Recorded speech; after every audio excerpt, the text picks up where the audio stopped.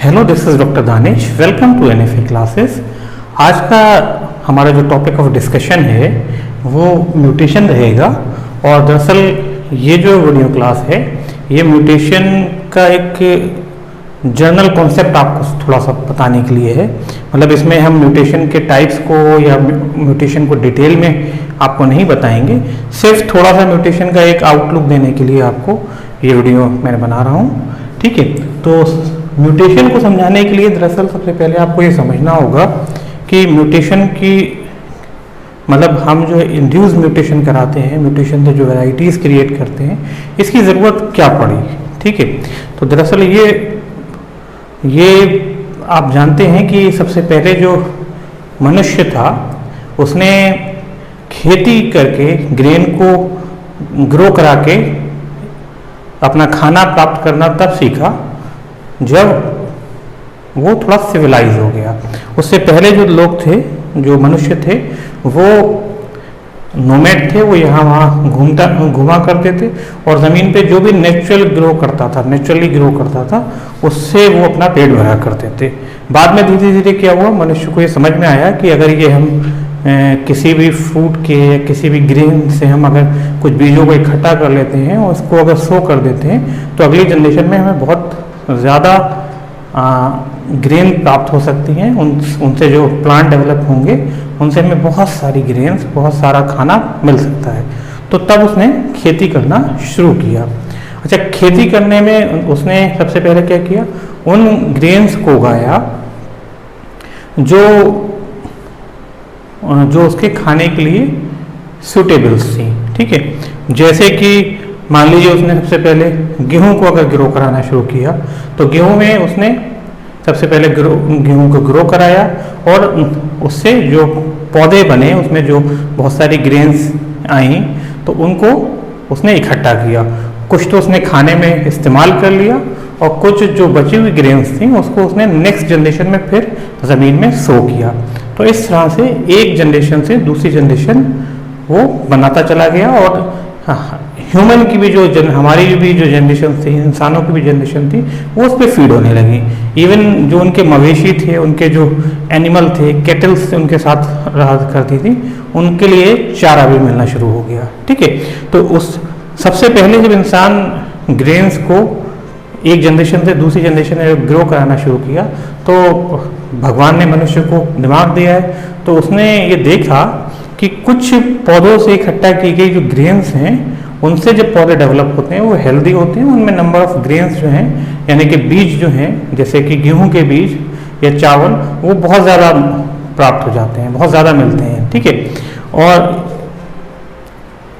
क्या हुआ, फिर वो उन्हीं बीजों को इकट्ठा करने लगा जो पौधे हेल्दी हुआ करते थे या जिसमें ज़्यादा ग्रेन्स आया करती थी। अच्छा, मैं यहाँ गेहूं का एग्जाम्पल दे रहा हूँ। दरअसल गेहूं तो बाद में डोमेस्टिकेट हुआ, इससे पहले ये मोटे अनाज जो थे, है ना, और जो ग्रेन्स थी वो उगाया करता था मनुष्य। ठीक है, तो इस तरह से एक जनरेशन से दूसरी जनरेशन स्टार्ट हुई। एक पौधे की एक जनरेशन से दूसरी जनरेशन बनी और एक जनरेशन से फिर दूसरी से तीसरी, और इस तरह से जो ह्यूमन की भी जनरेशन थी, हमारी भी जो जनरेशन हुआ करती थी, यानी कि माँ बाप से जब उनके बच्चे हुए तो वो भी उसी पे रिलाई करने लगे, उसी तरह की खेती का जो ढंग था उस पर रिलाई करने लगे। और उन्होंने अपनी माँ बाप से दी गई वो जो सीख थी, जिसमें वो बहुत सोच समझ के पौधों को चुनते थे और फिर उनसे जो ग्रेन्स मिलती थी, उनके जो दाने इकट्ठा होते थे, उसको वो नेक्स्ट जनरेशन में ग्रो कराया करते थे। ठीक है, और इस तरह से हमारी सभ्यता आगे बढ़ी। तो इस तरह का जो कॉन्शियस एफर्ट था, जो मनुष्यों ने सोच समझ के किसी प्लांट के ग्रेन्स को इकट्ठा किया, तो वो जो एफर्ट था वो आप ब्रीडिंग में आता है। ठीक है, वो दरअसल इस म्यूटेशन को समझने के लिए सबसे पहले आपको प्लांट ब्रीडिंग को समझना पड़ेगा। तो सबसे पहले प्लांट जो ब्रीडिंग शब्द का सबसे पहले जो मतलब होता है वो होता है टू प्रोड्यूस ऑफ स्प्रिंग्स, मतलब यानी कि नेक्स्ट जनरेशन को ग्रो कराना। और प्लांट ब्रीडिंग मतलब प्लांट की जनरेशन को ग्रो कराना। तो प्लांट जनरेशन, सबसे पहले तो प्लांट ब्रीडिंग होता क्या है? Plant breeding is a conscious human effort aimed at improving existing and developing new crop varieties. तो सबसे पहले तो वो यही करते थे कि ये जो एग्जिस्टिंग वैरायटी है, जो भी उनका अगर मान लिए बारले है, बारले को ग्रो करा रहे हैं, जौ को ग्रो करा रहे हैं, तो वो ये करते थे कि उसमें अच्छे पौधों को चुनते थे, हेल्दी पौधे को चुनते थे, ऐसे पौधों को चुनते थे जिसमें ज़्यादा ग्रेन्स आती हैं, जिसमें नंबर ऑफ मतलब जो उनको बीज मिले वो ज़्यादा मिले एक पौधे में, ज़्यादा पैदावार एक पौधे से मिले, फिर उनसे जो ग्रेन्स इकट्ठा होती थी उनको नेक्स्ट जनरेशन में वो शो करते थे और नेक्स्ट जनरेशन को प्राप्त करते थे। ठीक है, तो इस तरह से तो जो यानी कि ये सोचा समझा एफर्ट हुआ करता था इंसान का, जिसमें वो पूरी पॉपुलेशन में 1000 पौधों में कुछ 10 पौधों को चुन लिया जो अच्छे से ग्रो कर रहे हैं, जिसमें ग्रेन अच्छी हैं, बड़े दाने आ रहे हैं, तो उनको वो इकट्ठा कर लेते थे अलग और उसको फिर नेक्स्ट जनरेशन में ग्रो कराते थे। तो कॉन्शियस ह्यूमन एफर्ट था वो एम्ड एट इम्प्रूविंग एग्जिस्टिंग। तो उसमें वो क्या कर रहे थे, एग्जिस्टिंग जो इनकी वेराइटीज थी उसको इम्प्रूव कर रहे थे। ठीक है, और जब इंसान ने धीरे धीरे और अपनी नॉलेज को बढ़ाया और सीखा, तो उन्होंने ये भी देखा कि इस एग्जिस्टिंग वैरायटी से एक नई वैरायटी को भी डेवलप किया जा सकता है। कैसे कि जो दो तरह के कैरेक्टर, मतलब एक ही पॉपुलेशन में दो तरह के जो कैरेक्टर्स वाले प्लांट थे, दो अलग अलग कैरेक्टर को लेके उन्होंने प्लांट के ग्रुप तय किए और उनको पास पास ग्रो कराया। मतलब थे वो जैसे वीट के पौधे थे तो सभी वीट के थे, किसी में ग्रेन का नंबर ज़्यादा था, किसी में ग्रेन का जो साइज था वो ज़्यादा बड़ा था। तो उन दोनों ग्रुप को जब साथ में ग्रो कराया तो क्रॉस फर्टिलाइजेशन से, क्रॉस पॉलिनेशन से होकर जो नए पौधे बने। ठीक है, जब क्रॉस फर्टिलाइजेशन क्या होता है, एक पौधे का पॉलन दूसरे पौधे की स्टिग्मा पे जाके स्टिक कर जाता है और फिर वहां उसे फर्टिलाइज करता है। ठीक है, एग को फर्टिलाइज करता है। तो एक पौधे के पॉलन ग्रेन्स का दूसरे पौधे की स्टिग्मा पे जाना ये क्रॉस पॉलिनेशन कहलाता है। और जब फिर उससे एग को फर्टिलाइज करती है पॉलन ग्रेन तो वो क्रॉस फर्टिलाइजेशन बोला जाता है। तो उससे इनको एक नई वैरायटीज मिलने लगी, कुछ ऐसे पौधे नए बनने लगे, जैसे आप समझ लीजिए इन्होंने एक्स, ठीक है, एक्स और एक वाई पौधे को क्रॉस कराया तो इनको एक जेड पौधा मिला। ठीक है, एक्स और वाई को क्रॉस कराया तो एक जेड मिला, यानी कि एक नया तरह का पौधा मिला जिसमें जो कैरेक्टर थे वो एक्स से ही बेहतर थे और वाई से भी। मतलब ये पौधा बदला नहीं, पौधे में सिर्फ कैरेक्टर को लेकर बात कर रहा हूँ कि एक्स कैरेक्टर वाले पौधे को लिया, फिर वाई कैरेक्टर वाले पौधे को लिया और जेड कैरेक्टर वाला वीट इनको मिल गया। यानी कि उसमें जो जेड कैरेक्टर जो था वो इन दोनों पे सुपीरियर था, एक्स और वाई पे सुपीरियर था। तो इस तरह से नई वेराइटीज को प्रोड्यूस करने का सिलसिला पैदा हुआ। अच्छा, उसमें क्या था, तो इस तरह से जो ह्यूमन क्रॉस फर्टिलाइज कर रहे थे या उन्हें नेचुरल सिलेक्शन, एक तो इंसान नेचर ही सिलेक्शन करती थी पहले, फिर ह्यूमन खुद कॉन्शियस सिलेक्शन करने लगा। सिलेक्शन मतलब 1000 पौधे में से 10 अच्छे पौधों को चुनने लगा। तो ये मतलब एक क्या था, आर्टिफिशियल सिलेक्शन था, इंसान ने जान के किया था। और फिर दो ग्रुप पौधों को पास पास लगाया और उन्हें क्रॉस कराया, जिससे क्या हुआ, एक एक्स वाई कैरेक्टर वाले पौधों को क्रॉस कराया तो जेड कैरेक्टर वाले पौधे मिले जो कि एक्स वाई दोनों से सुपीरियर थे। तो ठीक है, तो इस तरह से वो क्या कर रहा था, इंसान जो अवेलेबल जेनेटिक पूल था, अवेलेबल जेनेटिक वेरिएबिलिटीज थी, यानी कि हमारे पूरे इन्वायरमेंट में, हमारे पूरी सराउंडिंग्स में जितने भी तरह के, जनरली मान लीजिए बैगन है, एग प्लांट है, तो एग प्लांट में सबसे ज़्यादा मोस्ट डाइवर्सिफाइड क्रॉप बोली जाती है ना। तो इसमें आपने कहा गोल बैगन भी होते हैं, अंडाकार बैगन भी होते हैं, लंबे बैगन भी होते हैं। तो इनमें जब क्रॉस कराया गया, जैसे मान लीजिए लंबे और अंडाकार बैगन में क्रॉस कराया गया तो एक तीसरे तरह की वैरायटी डेवलप हो गई और उनके जो कैरेक्टर थे वो अंडाकार और लंबे बैगन जो थे उन दोनों से सुपीरियर थे। ठीक है, तो इस तरह से जो ह्यूमन इंसानों ने, फिर ये काम साइंटिस्ट को मिल गया, साइंटिस्ट ऐसा कराने लगे। ठीक है, यानी कि स्पेशलाइज पर्सन हो गए जो खास ये ब्रीडिंग का काम ही कराते थे, जिन्हें प्लांट ब्रीडर बोला गया। तो वो जितने प्लांट ब्रीडर जितने भी होते हैं वो हमारे नेचर में जितनी अवेलेबल जेनेटिक वेरिएबिलिटीज होती हैं उन्हीं को यूटिलाइज करते हैं। ठीक है, पर हर पौधे में जेनेटिक वेरिएबिलिटीज की लिमिट है, हर स्पीसीज में, जैसे आपका बैगन में, जैसे टोमेटो में, जैसे पोटैटो में एक लिमिट है उसकी। उस लिमिट से अगर आगे जाके, जैसे हमारी पॉपुलेशन तो लगातार बढ़ रही है, ह्यूमन पॉपुलेशन, तो इसको फीड कराने के लिए हमें ज़्यादा यील्ड वाले पौधे चाहिए होंगे। तो इसके लिए क्या करना होगा कि हमको कुछ वेरिएबिलिटी क्रिएट भी करना होगी। ठीक है, वेरिएबिलिटी पौधे में जो क्रिएट करने का जो मेन सोर्स है, किसी भी लिविंग ऑर्गेनिज्म में जो वेरिएशन पैदा करने का, वेरिएबिलिटी क्रिएट करने का जो सोर्स है, वो दरअसल म्यूटेशन कहलाता है, जो हम आपको आज थोड़ा सा बताएंगे कि म्यूटेशन क्या होता है। ठीक है, तो इससे पहले आपको ये बता दें, ये तो मैं आपको बता ही चुका हूँ कि developing new varieties depend upon genetic variabilities जो कि नेचर में अवेलेबल थी। तो यानी कि हम किसी भी नई वैरायटी को तब डेवलप करा पाते हैं जब नेचर में ही बहुत सारी वेरिएबिलिटीज अवेलेबल हैं। ठीक है, और उस यानी कि उसकी एक लिमिट होगी, तो हमारी जो वेरिएबिलिटी क्रिएट करने की या नई वैरायटीज को डेवलप करने की जो एक लिमिट की भी एक लिमिट होगी। ठीक है, और उससे आगे हम नहीं जा सकते। अगर उससे आगे जाना है तो क्या करना पड़ेगा, हमें म्यूटेशन का सहारा लेना पड़ेगा, और म्यूटेशन के थ्रू जो वेरिएबिलिटी क्रिएट करके नई वैरायटीज बनाई जाएंगी उसे हम म्यूटेशन ब्रीडिंग कहेंगे। ठीक है, सबसे पहले समझते हैं म्यूटेशन क्या है। Mutation is a sudden heritable changes in the genotype of an organism. किसी भी ऑर्गेनिज्म में, चाहे वो प्लांट हो एनिमल हो, उसमें जो सडन हेरिटेबल चेंजेस होते हैं, आप जरा यहाँ पे ध्यान दीजिएगा, सडन है हेरिटेबल। तो आप सडन का मतलब अचानक हो जाए, है ना, मतलब कभी भी आप इसे क्रिएट करा सकते हैं। और हेरिटेबल का जो वर्ड है, वो जब जेनेटिक पे मैंने एक वीडियो बनाई थी, उसमें बहुत अच्छे से इसको डिफाइन किया था। हेरिटेबल चेंजेस वो चेंजेस होते हैं, हेरिटेबल कैरेक्टर वो कैरेक्टर होते हैं जो माँ बाप से उनके बच्चों में जाते हैं। ठीक है, दरअसल आप ये कहेंगे कि जब हम किसी पौधे को ग्रो कराते हैं तो वो पेरेंट से डिफरेंट थोड़ा सा होता ही है ना, और कभी कभी वो बिल्कुल पेरेंट से अलाइक होता है, बिल्कुल वैसा दिखता है, और कभी तो जो हेरिटेबल चेंजेस जो होते हैं, यानी कि पौधा जो है अपने माँ बाप जैसा दिखता है, यानी कि अपने पेरेंट प्लांट की तरह दिखता है। इसका मतलब ये हुआ कि उसमें जो हेरिडिटी में जो कैरेक्टर आए वो सेम है, पर होता क्या है, अगर वो बदल जाए, वो कैरेक्टर्स में कुछ चेंजेस आ जाए, जैसे पौधा, बैगन का एक पौधा था, मान लीजिए 1 फीट का होता था, अब वो 2 फीट का होने लगे, उसके सारे पौधे 2 फीट के होने लगे, उससे जितने भी बीज प्राप्त हुए और उनको जब हमने शो कराया किसी एक पौधे में, तो उसके उससे जितने भी पौधे बने वो सब 2 फीट के होने लगे, तो वो क्या कहलाएंगे, वो एक हेरिटेबल चेंजेस कहलाएगा।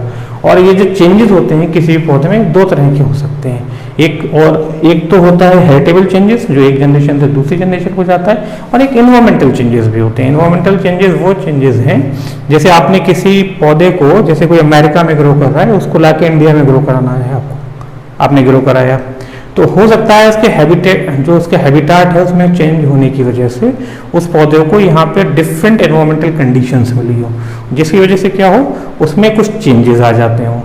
ठीक है, तो वहाँ अमेरिका में जब उसके कैरेक्टर देखे गए तो वो अलग, वो दिखता थोड़ा अलग था, यहाँ पे जब ग्रो कराया इंडिया में तो वो थोड़ा अलग दिखने लगा। और पर जब उस पौधे से बीज इकट्ठा किए गए और नेक्स्ट जनरेशन को ले जाके फिर अमेरिका में ग्रो कराया गया, तो वो पौधा अपने जो पेरेंट्स, उनके जो अपने पूर्वज थे, उन्हीं पौधों की तरह लगने लगा। तो इसका मतलब क्या हुआ कि वो चेंजेस सिर्फ हैबिटेट में जो एनवायरमेंटल चेंजेस थे उसकी वजह से पौधे में आ गए थे। जब हमने हैबिटेट सेम कर दिया, उसकी ओरिजिनल नेटिव जगह पे उसको ग्रो कराया, तो वो पहले जैसे ही ग्रो करा, यानी कि वो एनवायरमेंटल चेंजेस थे। जब एनवायरमेंटल फिर से कंडीशन सेम हो गई तो वो चेंजेस फिर से, मतलब वो चेंजेस फिर से रिज्यूम, वो खत्म हो गए और प्लांट के जो नॉर्मल कैरेक्टर हैं वो रिज्यूम हो गए। ठीक है, तो जो म्यूटेशन में होता है ये सडन हेरिटेबल चेंजेस होते हैं इन द जीनोटाइप, जीनोटाइप में होना चाहिए। और वो जो मैंने अभी पहले आपको बताया जो इन्वायरमेंटल चेंजेस होते हैं वो दरअसल जीनोटाइप में चेंजेस नहीं होते हैं, वो सिर्फ उसमें कुछ फिजियोलॉजिकल बायोकेमिकल चेंजेस हो जाते हैं जिसकी वजह से पौधे की मॉर्फोलॉजी या पौधे का जो आकार प्रकार है वो थोड़ा सा बदल जाता है। ठीक है, तो म्यूटेशन आप समझ गए होंगे कि सडन हेरिटेबल चेंजेस है in the genotype of an organism. इसके बाद हम ये किन वजहों से होता है, कौन से ऐसे एजेंट्स हैं जिनकी वजह से म्यूटेशन होता है, तो वो एजेंट्स जिनकी वजह से म्यूटेशन कॉज होता है उनको हम म्यूटाजेंस कहते हैं, MUTAGENS, म्यूटाजेंस। तो mutagens are those agents that are responsible to create mutation, यानी कि वो एजेंट्स जो म्यूटेशन क्रिएट कराने के लिए रिस्पॉन्सिबल हैं वो आपके म्यूटेजन कहलाते हैं। ठीक है, ये किस तरह के हो सकते हैं? ये फिजिकल म्यूटेजन भी हो सकते हैं, ये केमिकल म्यूटेजन भी हो सकते हैं। फिजिकल म्यूटेजन में आपका यूवी रेज आ जाती है, एक्सरे आ जाता है, गामा रेज आ जाती है। यूवी का सोर्स जो है वो हमारा सोलर सन है हमारा, जैसे सन से ये रेज एमिट होती हैं, यानी कि स्टार्स रिस्पॉन्सिबल हैं इसके लिए। एक्स और गामा रेज जो है ये भी इस जो स्टार्स हैं हमारे यूनिवर्स में उससे एमिट होती हैं ये रेज, और हमारी पृथ्वी तक पहुंचती हैं, और हमारी पृथ्वी पहुंचकर जो लिविंग ऑर्गेनिज्म है उसमें म्यूटेशन क्रिएट करती हैं। ठीक है, और कुछ केमिकल, जैसे अब केमिकल एथाइल मीथेन सल्फोनेट भी हो सकता है, मेथाइल मीथेन सल्फोनेट भी हो सकता है। ठीक है, बहुत सारे केमिकल हैं, बहुत सारी डाइज हैं जिनकी वजह से ये म्यूटेशन हो जाते हैं। अच्छा, ये जो म्यूटेशन होते हैं ये दरअसल दो तरह के होते हैं, इनके सोर्सेस के बेसिस पर, मतलब यानी कि अगर ये जो म्यूटेशन है वो नेचुरल है, नेचर क्रिएट कर रही है, यानी कि भगवान की जो एक मैकेनिज्म है उसके वजह से हो रहा है, तो उसे कहेंगे स्पॉन्टेनियस। और दूसरा होता है इंड्यूस म्यूटेशन। इंड्यूस म्यूटेशन को मैन मेड कहते हैं, यानी कि मैंने आपको बताया कि आपकी ह्यूमन पॉपुलेशन बहुत ज़्यादा बढ़ रही है, अब आपको नई पॉपुलेशन को फीड कराने के लिए क्या चाहिए? आपको ऐसी वेराइटीज चाहिए जो हाई यील्डिंग हो, और आपको जेनेटिक पूल का पूरा इस्तेमाल कर चुके हैं, आपकी जेनेटिक वेरिएबिलिटीज जो हैं वो नेचर में खत्म हो चुकी हैं, तो हम नए म्यूटेशन क्रिएट कराएंगे जो फायदेमंद हो। ठीक है, तो उन्हें कहेंगे मैन मेड या इंड्यूस म्यूटेशन, और उसमें हम इन म्यूटेशंस का सहारा लेंगे, मतलब यानी कि उस सीड को या उस एनिमल को इन फिजिकल या केमिकल म्यूटेशन से एक्सपोज कराएंगे। ठीक है, और ये जो हम एक्सपोज कराने का मेथड होता है, the process of creating mutation. ठीक है, म्यूटेशन को क्रिएट कराने का जो मेथड होता है, प्रोसेस होता है, उसको हम म्यूटाजेनेसिस कहते हैं। ठीक है, यहाँ पे लिखा हुआ mutagenesis is the process of creating mutations.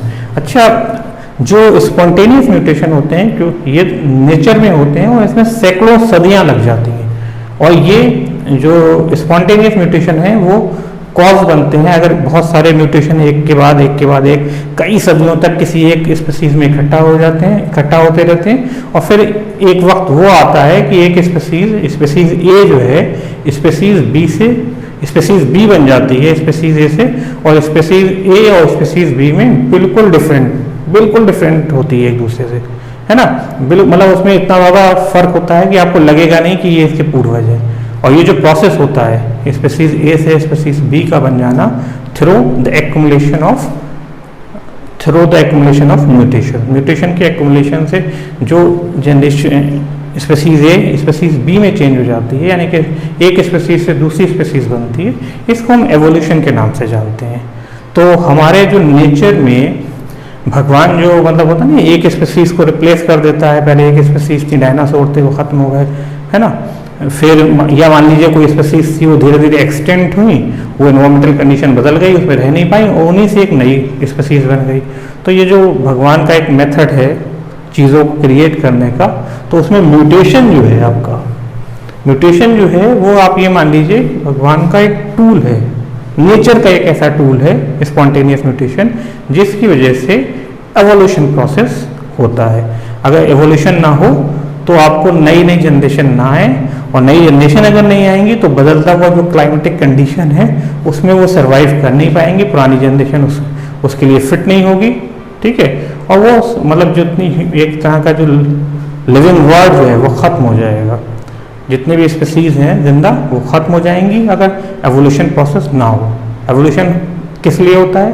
Better adaptability के लिए, कि एक जनरेशन जो है या एक स्पीसीज जो है वो दूसरे में चेंज हो जाए, क्योंकि क्लाइमेटिक कंडीशन या फिजिकल कंडीशन चेंज हो रही है। ठीक है, तो अब मुझे उम्मीद है कि आपको इससे थोड़ा सा समझ में आया होगा कि म्यूटेशन क्या है, किस तरह से स्टार्ट हुआ। ठीक है, अब म्यूटेशन के टाइप्स हैं, इनको डिटेल में बताना तो ये हम अगले क्लास में करेंगे। अगले क्लास में हम आपको म्यूटेशन का पूरे अच्छे से समझाएंगे। ये क्लास बस इसलिए था कि आपको समझ में आए कि म्यूटेशन क्या है, एवोल्यूशन क्या है, प्लांट ब्रीडिंग। जो म्यूटेशन जो है वो बहुत सारे इकट्ठा जब होते हैं तभी एक स्पीसीज दूसरी स्पीसीज में चेंज होती है।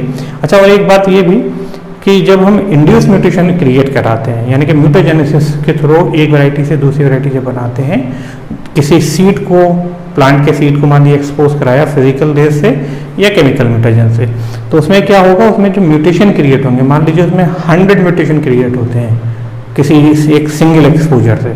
आपने एक बीजों को किसी एक प्लांट के सीड्स इकट्ठा किए और उनको गामा रेज से ट्रीट करा दिया, और जो उनसे जनरेशन नहीं आई तो उसमें मान लीजिए आपने जो चेंजेस नोटिस किए, जो बदलाव नोटिस किए वो 100 थे, पर उसमें से आप ये देखेंगे कि उन 100 में से आपके काम के जो हैं वो शायद 1% या 0.1% ही हो। यानी कि म्यूटेशन जो होते हैं वो रॉ एक प्रोसेस है जिसमें से बहुत मतलब रिफाइंड तौर पे जो प्लांट म्यूटेशन ब्रीडर होते हैं वो बहुत सालों के मेहनत से बार बार मतलब उसको करा के देखते हैं, एक बार म्यूटेशन क्रिएट करा के देखते हैं कि वो डेलेटेरियस तो नहीं है, नुकसानदेह तो नहीं है ना, वो यूज़फुल हैं, डिज़ायरेबल हैं या अनडिज़ायरेबल हैं। अगर अनडिज़ायरेबल है तो उसको डिस्कार्ड कर देंगे, और अगर वो म्यूटेशन आपका डिज़ायरेबल है तो वो उसको कंटिन्यू करेंगे, अगली जनरेशन में ले जाएंगे, ठीक है। और उस जनरेशन को फिर वो धीरे धीरे म्यूटेशन ब्रीडिंग के थ्रू उसे एस्टेब्लिश कर लेंगे एज ए वैरायटी, ठीक है, और आपकी एक नई वैरायटी डेवलप हो जाती है। जो आपने सुना होगा जो ग्रीन रेवोल्यूशन हुआ था, ठीक है, इंडिया में जो ग्रीन रेवोल्यूशन जिसके फादर MS स्वामीनाथन थे, वो भी म्यूटेशन ब्रीडिंग पे ही बेस्ड था, ठीक है। म्यूटेशन ब्रीडिंग के थ्रू ही हाई यील्डिंग वैरायटीज़ को बनाया गया था, जिसकी वजह से जो पहले हम फूड ग्रेन को इंपोर्ट करते थे बाहर से, वो हमारे देश में ही म्यूटेशन ब्रीडिंग से कुछ ऐसी वैरायटी बनाई गई कि वो उससे जो पैदावार हुई वो हमारे देश की पॉपुलेशन के लिए सफिशिएंट थी, बल्कि हम एक्सपोर्ट करने लगे, ठीक है। तो आज की वीडियो में सिर्फ इतना ही।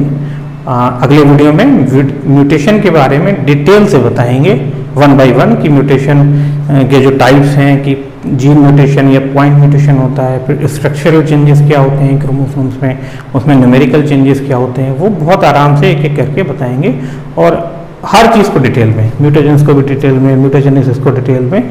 और ये बस जो क्लास था वो एक जर्नल वे में म्यूटेशन को आपको समझाने के लिए था, ताकि आपके दिमाग में एक अंडरस्टैंडिंग बन जाए कि म्यूटेशन होता क्या है और कैसे ये एवोल्यूशन प्रोसेस के लिए रिस्पॉन्सिबल है, ठीक है।